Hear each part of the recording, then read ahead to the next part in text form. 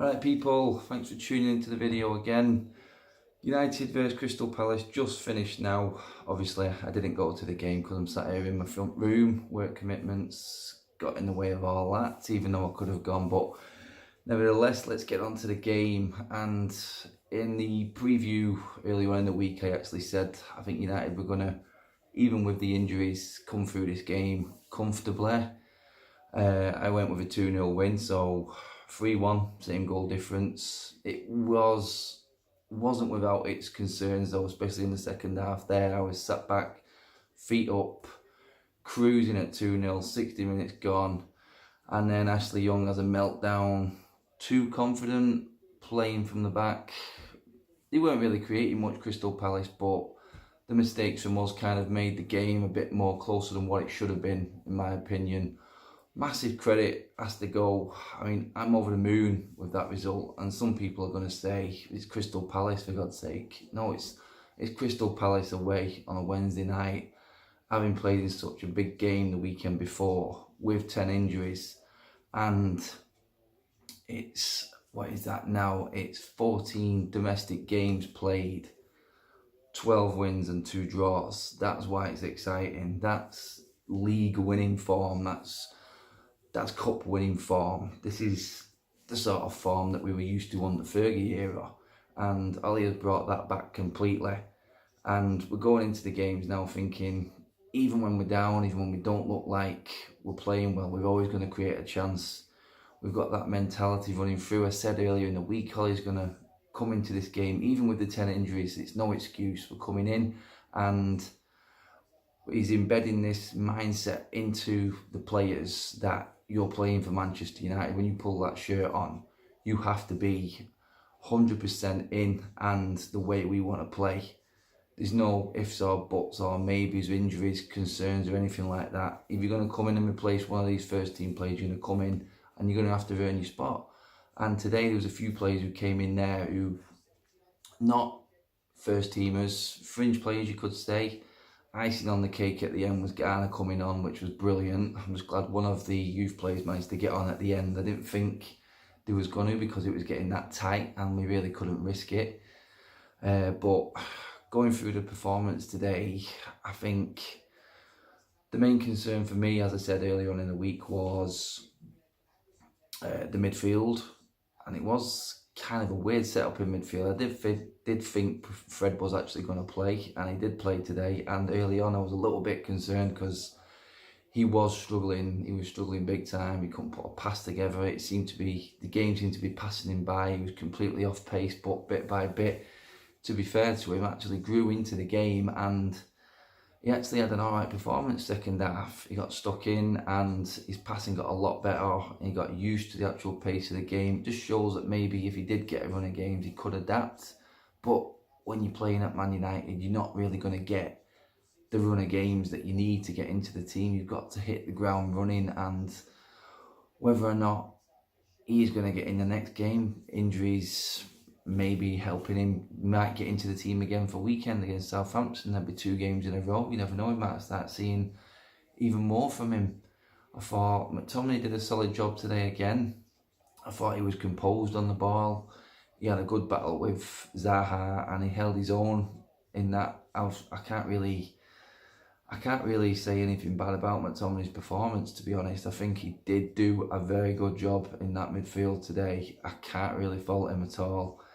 Darlow coming in on the right hand side, playing in front of Young, it kind of did work in both ways for us, because it sort of nullified Zaha with 2 defensive minded players on that side as cover.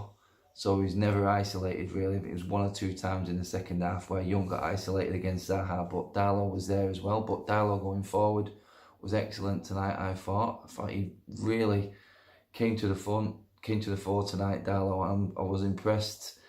And going forward, I think he is probably a little bit better than he is defensively, but that can all come in time. I think he will learn how to manage that defensive side of it better. And I think Young will definitely help him in that position as well.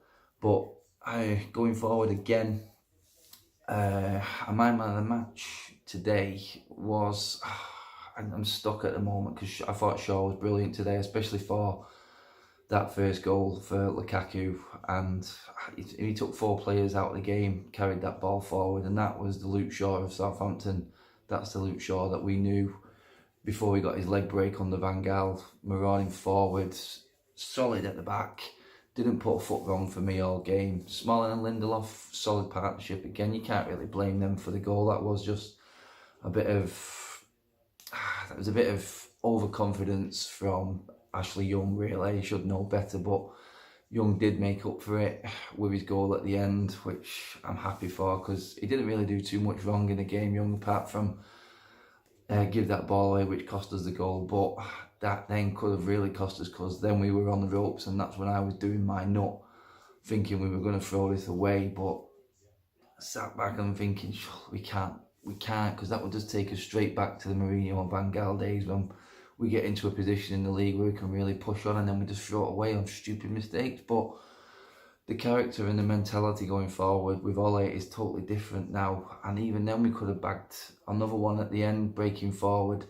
We should have already been 2-0 up in the first half with Lukaku's miss from the corner. But all considering, 10 players out midweek against Palace, people were scared at the start, were worrying about Ole's injuries, but it's Ole Solskjaer who takes the credit, because like I said earlier in the week, he's telling these players, he's got it embedded in their heads that you coming into this team, you're just going to slot in and take the role of the guy that's come out. There's no excuse. You come in and you perform, or you're not at this club. It's simple as that. You've got to be good enough for United. You have to show it as soon as you step foot on that pitch. Simple as.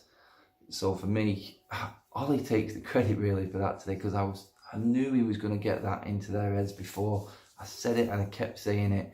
Ole's at the wheel, and the mentality is what is different.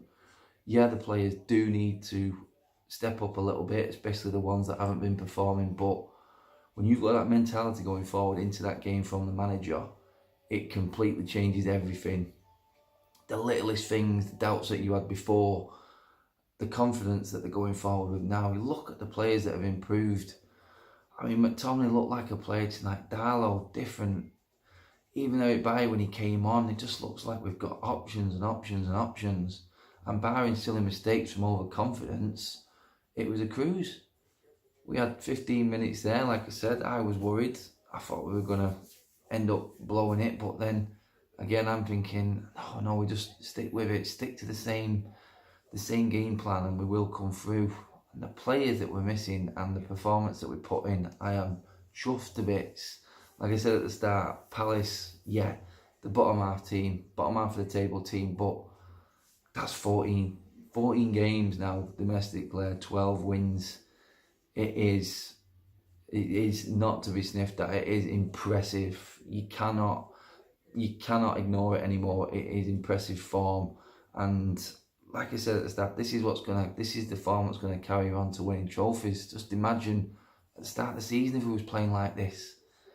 And then going on to the forward line, Pogba, what can I say? It's just another good assist. Again tonight, his stats are off the scale. There's no one competes with him anymore. I don't even need to talk about Pogba. He is just 100% nailed on. 8 minimum in every single game at the moment.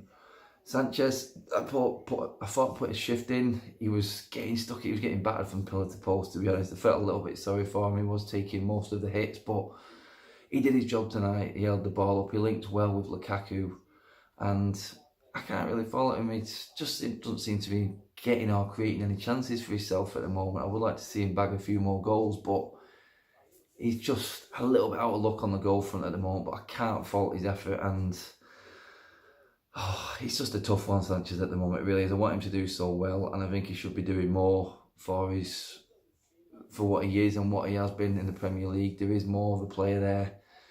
But he did a job tonight, and we won the game 3-1 in the end, and it was comfortable. And each player plays a part in that, and he did his.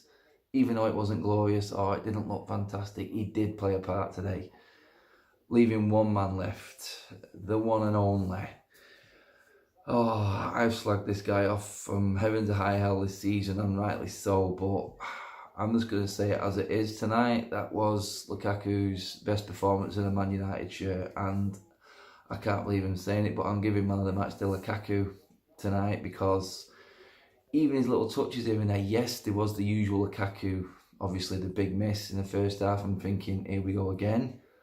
But then second half, even in the first half still, there were some nice little touches here and there, and we actually played off him a few times. But like I said, there was little bits where it was old Lukaku, but usually he would sort of drift out of the game and start getting disinterested and tired and absolutely dead on his feet. But he carried it on. He got his goal, which was with his weaker foot as well, and it was well taken through the help of Luke Shaw, obviously.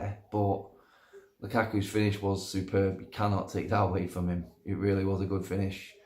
And then he took his second goal even better, I thought, in the second half at 2-0, and he's won us the game.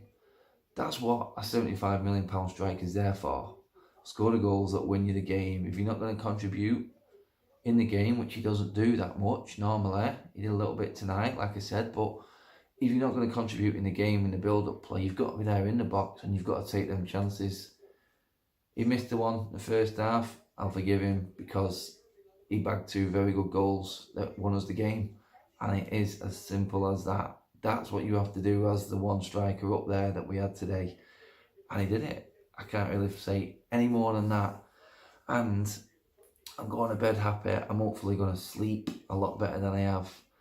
And I think I've not seen the other results actually yet, because I've just done this film from straight after the final whistle, so I'm just going to sit back and look at the results now. I'm thinking, obviously I've seen Arsenal were winning, so I'm thinking they're obviously going to still be in 4th position, but they do go to Wembley on Saturday against Spurs, and I think that's our chance. Like I said, win Palace, beat Southampton at weekend, and we will be in the top 4, and that is us in there then, and we're set in, I think 9-10 games left in the season, then we're actually in pole position. So going forward from this game, massive confidence again. We could even have some more players back for weekend. And then Southampton have obviously played again tonight. They're not going to be full throttle, so maybe we can see these fringe players again put a performance in at weekend, and hopefully bag a win at Old Trafford, because at Old Trafford at the moment is where it's all been going wrong. So we haven't won in the last 3 games. I'm hoping we can actually have something to celebrate. I will be vlogging that game as well, hopefully with no camera issues this time. And just quickly before I finish up on the video, don't forget I will be on with Mark on the United Stand on the live preview show for the Southampton game on Thursday night at 8 o'clock. Don't forget to tune into that one, guys. It is my first time on the live preview show, and support would be much appreciated, like it has been on the channel. It is. I have quite a few subscribers this week, and the comments and the likes and the views on the videos are coming back with really good feedback at the moment. I can't thank you enough.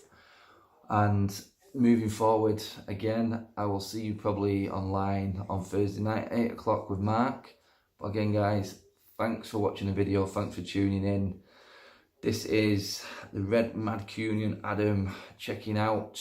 Bring on Saturday. Give the video a like, guys, and I will see you then.